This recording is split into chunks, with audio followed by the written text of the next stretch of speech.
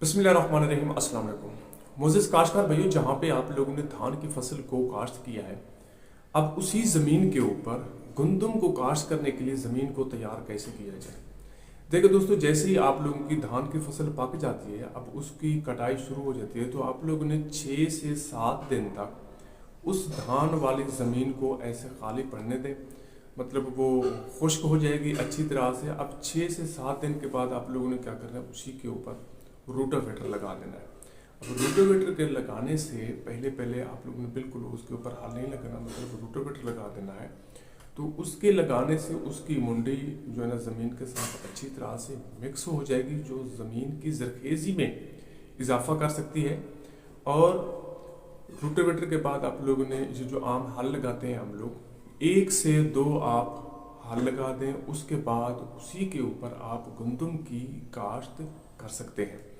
देखिए, बाकी इसमें ज़्यादा किसी किस्म की कोई गहरे हल चलाने की कोई ज़रूरत नहीं है, क्योंकि गंदम की जो भी जाड़ होती है, गंदम है या चावल है, इसकी 5 से 6 इंच तक जाड़ जाती है। अब 5 से 6 इंच तक हमारी ज़मीन जो होती है वो तैयार हो जाती है।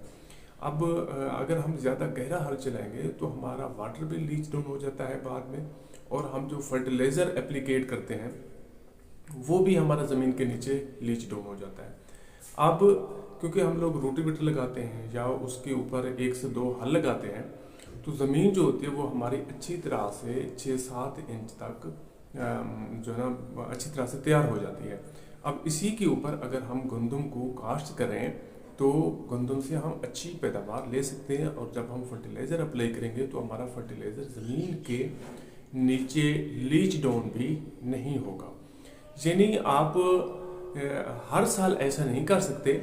अगर उसके अंदर कोई गहरा हल चलाना मतलब चलाना चाहते हैं, तो सिर्फ ये नहीं कि आप चावल के रकबे के ऊपर ही गहरा हल चलाना चाहिए आप लोगों को, बल्कि हर रकबे के ऊपर आप लोगों को 4 साल बाद, 2 साल बाद, 3 साल के बाद एक गहरा हल या चीज़र पुलो लाजमी तौर पर चलाना चाहिए, ताकि उसकी जो स्ट्रक्चर है ज़मीन की वो उलट पुलट हो सके और उसकी जो जरखेज़ी है उसमें इस तरह से इजाफा हो सकता है। शुक्रिया।